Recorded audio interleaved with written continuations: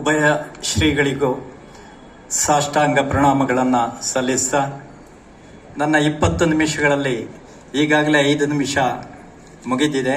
ಇನ್ನು ಮುಂದಿನ 15 ನಿಮಿಷಗಳ ಕಾಲ ನಾನು ಒಂದಷ್ಟು ಪೂಜ್ಯ ವಿಶ್ವೇಶತೀರ್ಥರ ಶೈಕ್ಷಣಿಕ ಕಾಳಜಿಯ ಬಗ್ಗೆ ಬೆಳಕು ಚೆಲ್ಲಲು ಪ್ರಯತ್ನಿಸ್ತೇನೆ.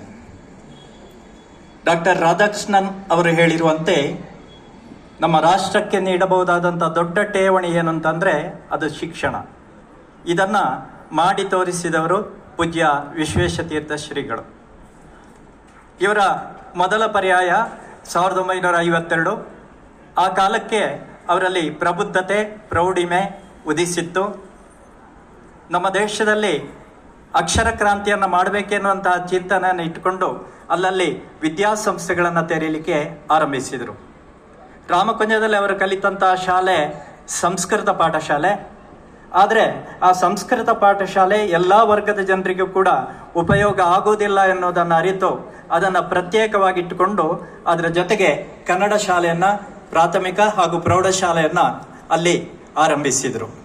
ಇದು ಅವರ ಶೈಕ್ಷಣಿಕ ಕಾಳಜಿ ಇರತಕ್ಕಂಥ ಒಂದು ಸಂಗತಿಗೆ ನಾವು ಕೊಡಬಹುದಾದಂತಹ ಒಂದು ಅತ್ಯುತ್ತಮ ಉದಾಹರಣೆ. ಅದೇ ರೀತಿ ಬೇರೆ ಬೇರೆ ಕಡೆಗಳಲ್ಲಿದ್ದಂತಹ ಕೆಲವು ಕನ್ನಡ ಶಾಲೆಗಳನ್ನು ಕೂಡ ಅವರು ಅದನ್ನು ಕಟ್ಟಿ ಬೆಳೆಸಿದರು. ಗ್ರಾಮೀಣ ಪ್ರದೇಶದ ಜನತೆಗೆ ಶಿಕ್ಷಣ ಸಿಕ್ಕುವಂತೆ ಮಾಡಿದರು. ಇವರ ಬದುಕನ್ನು ನಾವು ಸೂಕ್ಷ್ಮವಾಗಿ ಅವಲೋಕಿಸಿದಾಗ ನಮಗೆ ಕಂಡು ಬರುವಂಥದ್ದು ಇಷ್ಟು. ಅವರ ಬದುಕೆ ಒಂದು ಸಂಚಾರಿ ವಿಶ್ವವಿದ್ಯಾನಿಲಯ. ಬಹುಶಃ ಕೇಂದ್ರೀಯ ಸಂಸ್ಕೃತ ವಿಶ್ವವಿದ್ಯಾನಿಲಯದಲ್ಲಿ ವರಕೇಡಿಯವರು ಕುಲಪತಿಗಳಿದ್ದಾರೆ. ಅವರ ವಿಶ್ವವಿದ್ಯಾನಿಲಯದಲ್ಲಿ ಇಲ್ಲದಂತಹ ಕೋರ್ಸುಗಳು ಕೂಡ ಪೂಜ್ಯ ವಿಶ್ವೇಶತೀರ್ಥರ ಸಂಚಾರಿ ವಿಶ್ವವಿದ್ಯಾನಿಲಯದಲ್ಲಿ ಇತ್ತು ಅಂತ ನಾನು ಘಂಟಾಘೋಷವಾಗಿ ಹೇಳಬಲ್ಲೆ. ಅವರ ಶೈಕ್ಷಣಿಕ ಕಾಳಜಿ ಎಷ್ಟು ಅಂತಂದರೆ ಅದರಲ್ಲಿ ಅರ್ಥಶಾಸ್ತ್ರ ಇತ್ತು, ಸಮಾಜಶಾಸ್ತ್ರ ಇತ್ತು, ರಾಜಕೀಯ ಶಾಸ್ತ್ರ ಇತ್ತು, ಸಮಾಜಶಾಸ್ತ್ರ, ಸನ್ಯಾಸಶಾಸ್ತ್ರ, ತ್ಯಾಗಶಾಸ್ತ್ರ, ಎಲ್ಲ ಶಾಸ್ತ್ರಗಳು ಕೂಡ ಅದರಲ್ಲಿ ಮಿಳಿತವಾಗಿತ್ತು.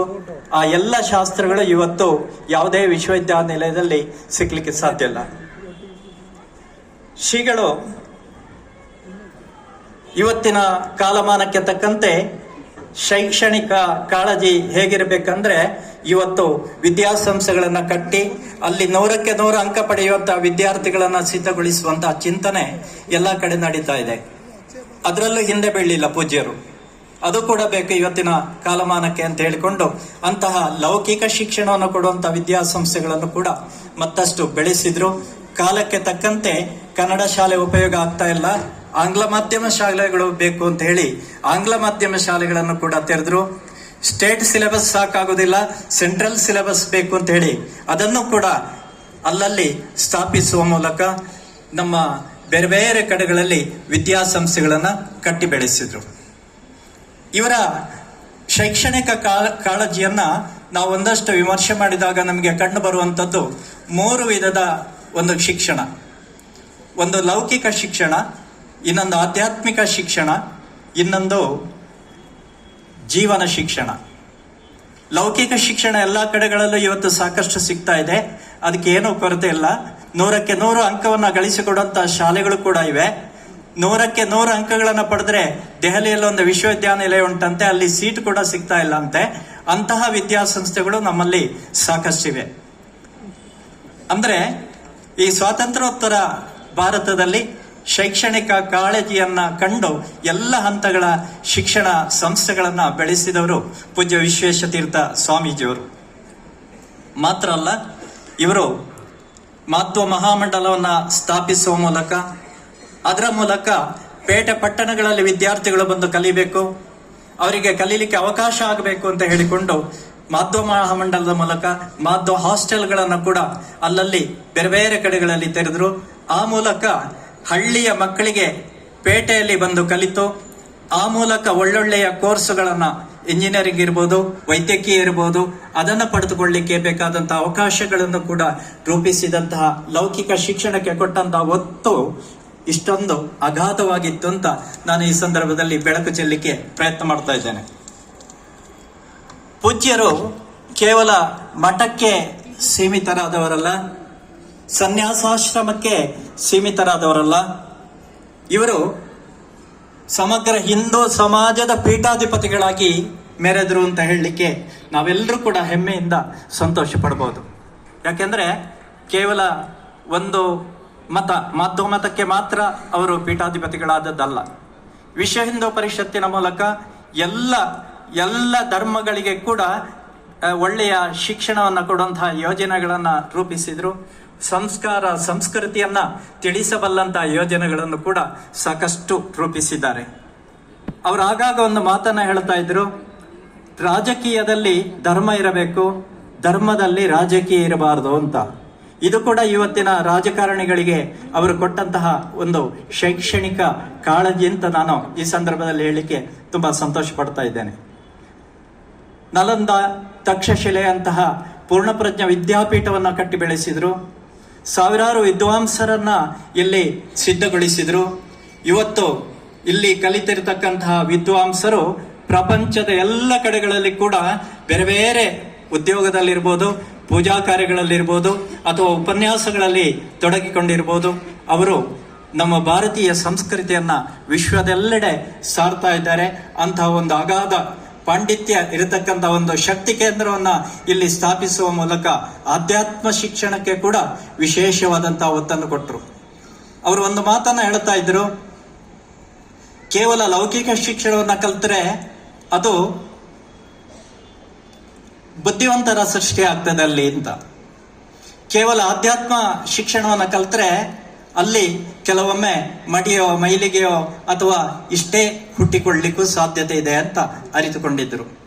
ಅದಕ್ಕೋಸ್ಕರ ಈ ಎರಡೂ ಶಿಕ್ಷಣವನ್ನ ಸಮನ್ವಯಗೊಳಿಸಿ ಲೌಕಿಕ ಶಿಕ್ಷಣವೂ ಬೇಕು, ಆಧ್ಯಾತ್ಮಿಕ ಶಿಕ್ಷಣವೂ ಬೇಕೆನ್ನುವಂತಹ ನೆಲೆಯಲ್ಲಿ ಈ ಎರಡೂ ಶಿಕ್ಷಣಕ್ಕೆ ಒತ್ತು ಕೊಟ್ಟಂತಹ ಮಹಾನ್ ಶಿಕ್ಷಣ ತಜ್ಞ ಪರಮ ಪೂಜ್ಯ ವಿಶ್ವೇಶತೀರ್ಥರು. ತತ್ವವಾದ ಪತ್ರಿಕೆಯ ಮೂಲಕ ಮಾಧ್ವ ಸಿದ್ಧಾಂತವನ್ನು ಬೋಧಿಸಿದ್ರು. ಬದುಕಿನ ಒಂದು ಸಿದ್ಧಾಂತಗಳನ್ನು ಕೂಡ ಯಾವ ರೀತಿಯಲ್ಲಿ ನಾವು ನಿರೂಪಿಸಿಕೊಳ್ಬೇಕು ಅಂತ ಆ ಮೂಲಕ ಪ್ರಚಾರ ಮಾಡಿದ್ರು. ಮಾಧ್ವ ತತ್ವಗಳು ಅದರಲ್ಲಿತ್ತು. ಈ ಒಂದು ಪತ್ರಿಕೆ, ತತ್ವವಾದ ಪತ್ರಿಕೆಯ ಮೂಲಕ ಒಂದು ರೀತಿಯ ಶಿಕ್ಷಣ ಕ್ರಾಂತಿಯನ್ನೇ ಎಬ್ಬಿಸಿದ್ರು ಅಂತ ಹೇಳಿದ್ರೆ ತಪ್ಪಲ್ಲ. ರಾಮಾಯಣ, ಮಹಾಭಾರತ ಮುಂತಾದಂತಹ ಕೃತಿಗಳನ್ನ ಹೊರತರುವ ಮೂಲಕ, ಅಲ್ಲಲ್ಲಿ ಉಪನ್ಯಾಸಗಳನ್ನು ಏರ್ಪಡಿಸುವ ಮೂಲಕ, ವಿದ್ವಾಂಸರ ಮೂಲಕ ಊರೂರಲ್ಲಿ ಅಂತಹ ಪ್ರವಚನ ಕಾರ್ಯಕ್ರಮಗಳನ್ನು ಏರ್ಪಡಿಸುವ ಮೂಲಕ ಒಂದು ರೀತಿ ಬದುಕಿಗೆ ಬೇಕಾದಂತಹ ಆಧ್ಯಾತ್ಮ ಶಿಕ್ಷಣವನ್ನು ಕೂಡ ಕೊಡುವಲ್ಲಿ ಅವರು ಹಿಂದೆ ಬೀಳಲಿಲ್ಲ. ಹೀಗೆ ಲೌಕಿಕ ಶಿಕ್ಷಣಕ್ಕೆ ಎಷ್ಟು ಒತ್ತನ್ನು ಕೊಟ್ಟರೋ ಅಷ್ಟೇ ಒತ್ತನ್ನು ಆಧ್ಯಾತ್ಮ ಶಿಕ್ಷಣಕ್ಕೆ ಕೊಡುವ ಮೂಲಕ ನಮ್ಮ ಬದುಕನ್ನ ಸಂಸ್ಕಾರವಂತ ಬದುಕನ್ನಾಗಿ ರೂಪಿಸಲಿಕ್ಕೆ ದೇಶದಾದ್ಯಂತ ಅವರು ಎಚ್ಚರ ವಹಿಸಿದ್ರು. ಪೂರ್ಣಪ್ರಜ್ಞ ಸಂಶೋಧನಾ ಮಂದಿರ ಇದೆ. ಅಲ್ಲಿ ಹಳೆಯ ಗ್ರಂಥಗಳನ್ನ ಪುನರ್ಮುದ್ರಿಸಿ ಆ ಮೂಲಕ ಪಾಠಕ್ಕೆ ಉಪಯೋಗಕಾರಿಯಾಗುವಂತಹ ಕೃತಿಗಳನ್ನು ರಚಿಸುವ ಮೂಲಕ ಅದನ್ನ ಅಲ್ಲಿ ಸಂಶೋಧನೆ ಮಾಡುವ ಮೂಲಕ ಕೂಡ ಶಿಕ್ಷಣ ಕ್ರಾಂತಿಯನ್ನ ಎಬ್ಬಿಸಿದ್ರು ಅಂತ ಹೇಳಿದ್ರೆ ಅದು ತಪ್ಪಲ್ಲ. ಬದುಕಿನ ಶಿಕ್ಷಣ ಅಂದ್ರೆ ಅವ್ರದ್ದು ಮುಖ್ಯವಾದಂತಹ ಭಾಗ ಇದು. ಯಾವುದನ್ನ ನಾವು ಅಭ್ಯಾಸ ಮಾಡ್ತೇವೋ ಅದನ್ನ ಬಳಕೆಯಲ್ಲಿ ತರಲಿಲ್ಲ ಅಂತಂದ್ರೆ ಅದು ಉಪಯೋಗಕ್ಕಿಲ್ಲ. ಕೆಲವೊಮ್ಮೆ ನಮ್ಮೆಲ್ಲ ಚಿಂತನೆಗಳು ಕೂಡ ಬೋಧನೆಗೆ ಮೀಸಲಾಗಿರ್ತದೆ, ಅದನ್ನ ಪ್ರಾಕ್ಟಿಕಲ್ ಆಗಿ ಮಾಡಲಿಕ್ಕೆ ನಾವು ಹೋಗೋದಿಲ್ಲ. ಪೇಜಾವರ ಶ್ರೀಗಳು ವಿಶ್ವೇಶತೀರ್ಥ ಸ್ವಾಮೀಜಿಯವರು ಹಾಗಲ್ಲ. ಅವರು ಏನನ್ನ ಅರಿತುಕೊಂಡಿದ್ರೋ ಅದನ್ನ ಮಾಡಿ ತೋರಿಸಿದವರು. ಉದಾಹರಣೆಗೆ ಒಂದು ಹೇಳಬಹುದು ಅಂತಾದ್ರೆ, ಎಲ್ಲಿ ನೆರೆ, ಭೂಕಂಪ, ಸುನಾಮಿ ಎಲ್ಲಿ ಬಂತು ಆಗ ಕೇವಲ ಸಂತಾಪ ಸೂಚಿಸಿ ಕೂತ್ಕೊಂಡವರಲ್ಲ, ಅಥವಾ ಒಂದಷ್ಟು ಧನ ಸಹಾಯವನ್ನು ಕೊಟ್ಟು ಕೂತ್ಕೊಂಡವರಲ್ಲ. ಅಂತಹ ಸ್ಥಳಗಳಿಗೆ ಓಡೋಡಿ ಹೋದ್ರು ಎಲ್ಲರಿಗಿಂತ ಮೊದಲು. ಅಲ್ಲಿ ಅವರ ಮೊದಲ ಪ್ರಾಶಸ್ತ್ಯ, ಮೊದಲ ಅಗತ್ಯ ಏನಂತ ನೋಡಿದ್ರು. ಆ ಮೊದಲ ಅಗತ್ಯವನ್ನ ಕೊಡುವ ಮೂಲಕ ಅವರು ಸ್ಪಂದಿಸಿದ್ರು. ಇದು ಅವರು ಮಾಡಿದಂತಹ ಮಹತ್ ಕಾರ್ಯ. ಸರ್ಕಾರ ಇರ್ಬೋದು ಅಥವಾ ಇನ್ನಿತರರಿರ್ಬೋದು, ವಿಶ್ವೇಶತೀರ್ಥರ ನಂತರ ಅಲ್ಲಿ ಹೋಗಿ ಹಾಜರಾಗ್ತಾ ಇರ್ತಿದ್ರು. ಅಂದ್ರೆ ಇವರು ಕೇವಲ ಬೋಧನೆ ಮಾಡಿದವರಲ್ಲ, ಅದನ್ನ ಅನುಷ್ಠಾನಿಸಿ ತೋರಿಸಿದಂತಹ ಮಹಾನ್ ಶಿಕ್ಷಣ ತಜ್ಞ ಅಂತ ನಾನು ಹೇಳಲಿಕ್ಕೆ ತುಂಬಾ ಸಂತೋಷ ಪಡ್ತಾ ಇದ್ದೇನೆ. ಒಂದು ಮಾತನ್ನ ಹೇಳ್ತಾ ಇದ್ರು, ವೇದ ಓದುವ ಜೊತೆಗೆ ವೇದನೆಯನ್ನು ಕೂಡ ಅರ್ಥ ಮಾಡಿಕೊಳ್ಬೇಕು ಅಂತ. ತುಂಬಾ ಅರ್ಥವತ್ತಾಗಿದೆ. ವೇದ ಓದುವ ಜೊತೆಗೆ ವೇದನೆಯನ್ನು ಕೂಡ ಅರ್ಥ ಮಾಡಿಕೊಳ್ಳುವಂತಹ ಶಿಕ್ಷಣವನ್ನು ನಾವು ಪಡಿಬೇಕು ಅಂತ. ಅದೇ ಬದುಕಿನ ಶಿಕ್ಷಣ. ಕೇವಲ ನಾವು ಜ್ಞಾನ ಸಂಪಾದನೆ ಮಾಡಿದ್ರೆ ಸಾಲದು, ಅದರ ಜೊತೆಗೆ ಜನಸಾಮಾನ್ಯರ 80-90% ಕಷ್ಟದಲ್ಲಿರತಕ್ಕಂಥ ಜನಸಾಮಾನ್ಯರ ಸಂಕಷ್ಟಕ್ಕೆ ಸ್ಪಂದಿಸುವಂತಹ ಒಂದು ಬದುಕನ್ನ ನಾವು ಪ್ರತಿಯೊಬ್ಬನೂ ಕೂಡ ರೂಪಿಸಿಕೊಳ್ಳಬೇಕೆನ್ನೋದನ್ನ ಅವರು ಮಾಡಿ ತೋರಿಸಿದ್ರು, ನಡೆದು ತೋರಿಸಿದ್ರು. ಸಾರ್ವಜನಿಕ ಸಭೆಗಳಲ್ಲಿ ಅವರ ಒಂದು ಉಪನ್ಯಾಸ ಅಂತಂದ್ರೆ ನೂರಾರು ಪುಸ್ತಕಗಳು ಹೇಳಬಲ್ಲಂತಹ ಕಥೆಗಳನ್ನ, ಸಂದೇಶವನ್ನ, ನೂರಾರು ಗುರುಗಳು ಸಾರಬಲ್ಲಂತಹ ಸಂದೇಶವನ್ನ ಅವರ 10 ವಾಕ್ಯದ ಅಥವಾ 10 ನಿಮಿಷದ ಆ ಒಂದು ಉಪನ್ಯಾಸ ಇಡೀ ಸಭೆಗೆ ಮನಮುಟ್ಟುವಂತೆ ಹೇಳುವಂತ ಒಂದು ಸಾಮರ್ಥ್ಯ ಪೂಜ್ಯ ವಿಶ್ವೇಶತೀರ್ಥರದು. ನಿಮಗೆಲ್ಲ ಗೊತ್ತು, ವಿಶ್ವ ಸಂದೇಶ, ಪೂರ್ವಕಾಂಡ, ಉತ್ತರಕಾಂಡ, ವಿಶ್ವಕಥಾ ಕುಂಜ ಕೃತಿಗಳು, ಅದರಲ್ಲಿ ಅವರ ಎಲ್ಲ ಸಂದೇಶ ಕಥೆಗಳು, ದೃಷ್ಟಾಂತ ಕಥೆಗಳನ್ನ ನಾನು ಸಂಪಾದಿಸುವಂತ ಒಂದು ಭಾಗ್ಯ ನನಗೆ ಸಿಕ್ಕಿತು. 2016ರಲ್ಲಿ ಅವರ ಒಪ್ಪಿಗೆಯನ್ನು ಪಡ್ಕೊಂಡಿದ್ದೆ, ಮಾಡು ಅಂತ ಹೇಳಿದ್ರು. ಆದ್ರೆ ಅವರು ವೃಂದಾವನಸ್ಥರಾದ ಮೇಲೆ ಆ ಭಾಗ್ಯ ನನಗೆ ಸಿಕ್ಕಿತು. ದೇಶದಾದ್ಯಂತ ಅವರ ಭಕ್ತರ ಕೈಯಲ್ಲಿದೆ.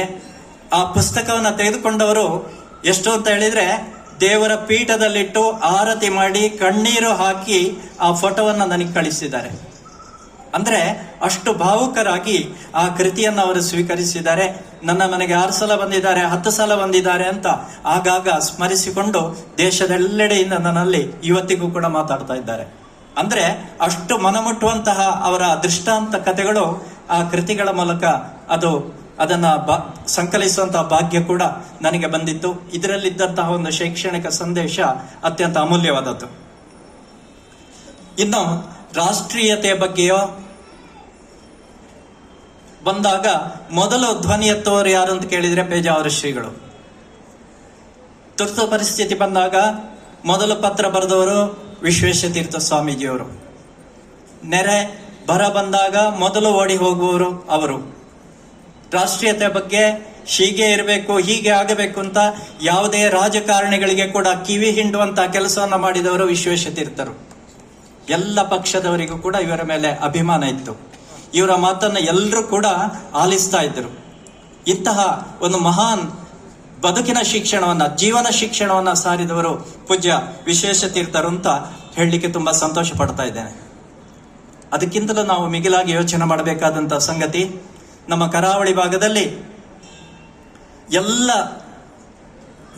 ಎಲ್ಲ ಪೀಠಾಧಿಪತಿಗಳನ್ನ ಸೇರಿಸಿ ಅವರನ್ನ ಒಟ್ಟುಗೂಡಿಸಿ ಅವರಿಂದ ಸಮಾಜಕ್ಕೆ ಸಂದೇಶವನ್ನ ನೀಡುವ ಮೂಲಕ ನಾವು ಕೂಡ ಸಮಾಜದಲ್ಲಿ ಎಲ್ಲ ಜಾತಿಯವರು ಕೂಡ ಇದೇ ರೀತಿ ಒಗ್ಗಟ್ಟಿನಿಂದ ಇರಬೇಕೆನ್ನುವಂತಹ ಸಂದೇಶವನ್ನ 10 ಸಲ ಸಾರಿದ್ದಾರೆ.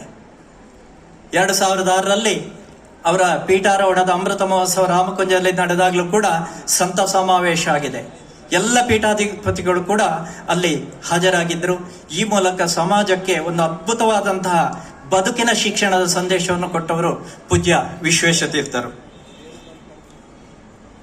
ವ್ಯಾಸಕೂಟ ಇರಲಿ, ದಾಸಕೂಟ ಇರಲಿ, ಅದು ಬೇರೆ ಬೇರೆ ಅಲ್ಲ. ವ್ಯಾಸ ಸಂಗತಿಗಳು ಸಂಸ್ಕೃತದಲ್ಲಿರ್ಬೋದು, ದಾಸ ಸಾಹಿತ್ಯ ಅದು ಕನ್ನಡದಲ್ಲಿರ್ಬೋದು. ಎರಡರ ತತ್ವ ಪ್ರತಿಪಾದನೆ ಎರಡೂ ಕೂಡ ಒಂದೇ ಅನ್ನುವಂಥದ್ದನ್ನು ಸಾರಿದ್ರು. ಒಂದು ಕಪ್ಪು ಹಸು ಇರ್ಬೋದು, ಒಂದು ಬಿಳಿ ಹಸು ಇರ್ಬೋದು. ಕಪ್ಪು ಹಸುವಾಗಲಿ ಬಿಳಿ ಹಸುವಾಗಲಿ ಕೊಡುವಂಥದ್ದು ಬಿಳಿ ಹಾಲೆ ಎನ್ನುವಂತಹ ಸಂದೇಶವನ್ನ ಕೊಟ್ಟವರು ಪೂಜ್ಯ ವಿಶ್ವೇಶತೀರ್ಥರು. ಇನ್ನು ಪಾಠ ಪ್ರವಚನದಲ್ಲಿ ಯಾವತ್ತೂ ಹಿಂದೆ ಬಿದ್ದವರಲ್ಲ. 2019ನೇ ಇಸವಿ ಡಿಸೆಂಬರ್ 19 ರಾಮಕುಂಜಕ್ಕೆ ಬಂದಿದ್ರು. ರಾಮಕುಂಜದಲ್ಲಿ 3 ನಿಮಿಷ 57 ಸೆಕೆಂಡ್ ಉಪನ್ಯಾಸವನ್ನ ಕೊಟ್ಟು ರಾಮಕುಂಜ ವಿದ್ಯಾಕುಂಜವಾಗಬೇಕು ಎನ್ನುವಂತಹ ಸಂದೇಶವನ್ನ ಸಾರಿ ಹೋದ್ರು. ಅಲ್ಲಿ ಈಗಾಗಲೇ 2,500 ವಿದ್ಯಾರ್ಥಿಗಳು ಒಂದು ಹಳ್ಳಿ ಪ್ರದೇಶದಲ್ಲಿ ಕಲಿತಾ ಇದ್ದಾರೆ. ಅವರ ಹುಟ್ಟೂರಲ್ಲಿ ವಿದ್ಯಾಕುಂಜವಾಗಬೇಕು ಎನ್ನುವಂತ ಒಂದು ಕನಸನ್ನ ಬಿತ್ತಿ ಹೋಗಿದ್ದಾರೆ ನಮ್ಮಲ್ಲೆಲ್ಲ. ಮಾತ್ರ ಅಲ್ಲ, ಇದನ್ನ ಎಲ್ಲ ಕಡೆಯಲ್ಲಿ ಅವರು ಹೇಳ್ತಾ ಇದ್ರು. ಬರವಣಿಗೆಗಳ ಮೂಲಕ ಸಾಕಷ್ಟು ಗ್ರಂಥಗಳನ್ನು ರಚಿಸಿ ಸಮಾಜಕ್ಕೆ ಅದ್ಭುತವಾದಂತಹ ಸಂದೇಶವನ್ನು ಕೊಟ್ಟವರು. ಅವರ ಸರಳ ಬರಹದ ಮೂಲಕ, ಸರಳ ವಾಕ್ಯಗಳ ಮೂಲಕ ಮನಮುಟ್ಟುವಂತೆ ಬರೆಯುವಂತ ಒಂದು ವಿಶೇಷ ಸಾಮರ್ಥ್ಯ ಅವರಲ್ಲಿತ್ತು. ಇದಕ್ಕೋಸ್ಕರ 16 ಸಂಘ ಸಂಸ್ಥೆಗಳನ್ನು ಸ್ಥಾಪಿಸಿ ಸಾಹಿತ್ಯದ ಕೆಲಸವನ್ನು ಕೂಡ ಅವರು ಅದ್ಭುತವಾಗಿ ಮಾಡಿದ್ದಾರೆ. ಶ್ರೀಗಳು ಗುಡುಗಿದರೆಂದರೆ ಸಾಕು, ಮಾಧ್ಯಮ ಪೀಠಾಧಿಪತಿಗಳಿಗೆ ಹಾಗೂ ಸುದ್ದಿ ಕೇಂದ್ರಗಳಿಗೆ ಅದ್ಭುತವಾದಂತಹ ಸರಕು ಸಿಗ್ತಾ ಇತ್ತು. ನಿಮ್ಗೆ ಗೊತ್ತಿರ್ಬೋದು, ಒಮ್ಮೆ ಅವರು ನಿಧನರಾಗುವ ಸಮಯದಲ್ಲಿ ಪತ್ರಕರ್ತರೊಂದು ಪ್ರಶ್ನೆಯನ್ನು ಕೇಳಿದ್ರು, ರಾಘವೇಂದ್ರ ಸ್ವಾಮಿಗಳು ದೇವರೋ ಗುರುಗಳು ಅಂತ. ಅವರು ದೇವರಲ್ಲ, ಅವರು ಗುರುಗಳು ಅಂತ ಹೇಳಿದ್ರು. ಕೇಳಿ ಎಲ್ಲಾ ಮಾಧ್ಯಮಗಳಲ್ಲಿ ಕೂಡ ಭಾರಿ ದೊಡ್ಡ ಚರ್ಚೆ ಆಯಿತು. ನಾವೆಲ್ಲ ಅವರನ್ನ ದೇವರಂತ ಭಾವಿಸ್ತಾ ಇದ್ದೇವೆ, ನೀವು ಅವರನ್ನ ಗುರುಗಳಂತ ಹೇಳ್ತೀರಿ, ದೇವರಲ್ಲ ಅಂತ ಹೇಳ್ತೀರಿ ಅಂತ. 1-2 ತಿಂಗಳು ಅದೇ ಚರ್ಚೆ. ಈ ಚರ್ಚೆ ಆದದ್ರ ಪರಿಣಾಮ ಏನಂದ್ರೆ, ಗುರು ಮತ್ತು ದೇವರಿಗೆ ಇರತಕ್ಕಂತ ವ್ಯತ್ಯಾಸ ಅದನ್ನ ಅರಿತುಕೊಳ್ಳುವಂತಹ ಶಿಕ್ಷಣ ನಮ್ಗೆ ಸಿಕ್ಕಿತು. ಹೀಗೆ ಪೇಜಾವರ ಶ್ರೀಗಳು ಏನೇ ಮಾತಾಡ್ಲಿ ಅಲ್ಲಿ ನಮ್ಗೆ ಒಂದು ಅದ್ಭುತವಾದಂತಹ ಸಂದೇಶ ಸಿಗ್ತಾ ಇತ್ತು. ನಿಮ್ಗೆ ಗೊತ್ತಿದೆ, ಸುಬ್ರಹ್ಮಣ್ಯದಲ್ಲಿ ಮಡೆ ಸ್ನಾನದ ಬಗ್ಗೆ ಭಾರಿ ದೊಡ್ಡ ಚರ್ಚೆಗಳು ನಡೀತಾ ಇತ್ತು ಮಾಧ್ಯಮದಲ್ಲಿ. ಅವರೊಂದು ಪರಿಹಾರವನ್ನ ಸೂಚಿಸಿದ್ರು. ಬ್ರಾಹ್ಮಣರು ಉಂಡಂತಹ ಎಲೆಯಲ್ಲಿ ಉರುಳೋದು ಬೇಡ, ದೇವರ ನೈವೇದ್ಯವನ್ನ ಹಾಕಿ ಪಶುಗಳನ್ನ ಅಲ್ಲಿ ಸೇವಿಸುವಂತೆ ಮಾಡಿ ಅದರಲ್ಲಿ ಉರುಳುವ ಮೂಲಕ ಅಲ್ಲಿಯ ಮಣ್ಣಿನಲ್ಲಿರ್ತಕ್ಕಂತಹ ಶಕ್ತಿ ಇವರ ಚರ್ಮ ವ್ಯಾಧಿಗೋ ಮಾನಸಿಕ ವ್ಯಾಧಿಗೋ ಅದು ಔಷಧವಾಗಲಿ ಅಂತ ಹೇಳಿಕೊಂಡು ಎಂತ ಒಂದು ಅದ್ಭುತವಾದಂತಹ ಒಂದು ಚಿಂತನೆಯನ್ನು ಅಲ್ಲಿ ಹುಟ್ಟು ಹಾಕಿ ಇಡೀ ಸಮಾಜಕ್ಕೆ ಸಂದೇಶವನ್ನು ಸಾರಿದ್ರು. ಇದು ಅವರ ಬದುಕಿನ ಶಿಕ್ಷಣದ ಸಂದೇಶ. ಇನ್ನೊಂದು ಉದಾಹರಣೆಯನ್ನು ಕೊಡಬಹುದು ಅಂತಂದ್ರೆ, ರಾಮಕುಂಜದಲ್ಲಿ ಆ ಕೊನೆಯ ದಿನ ವಿದ್ಯಾಕುಂಜವಾಗಬೇಕೆನ್ನುವಂತಹ ಒಂದು ಚಿಂತನೆಯನ್ನು ಬಿತ್ತಿದ್ದು.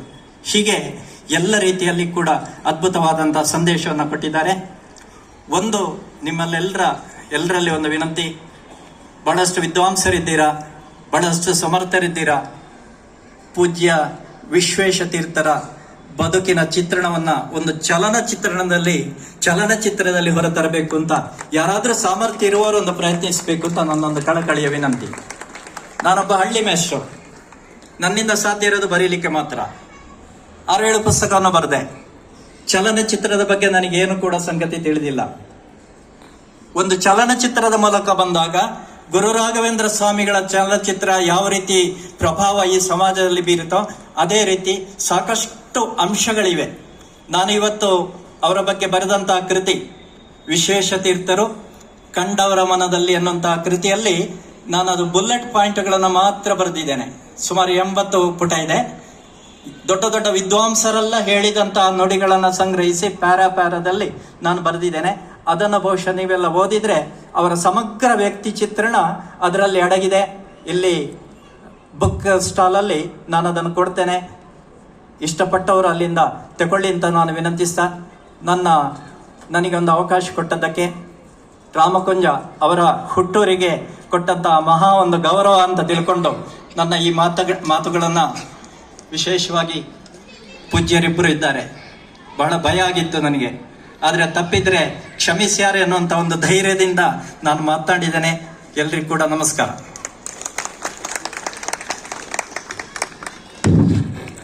ಶ್ರೀಯುತರಾದ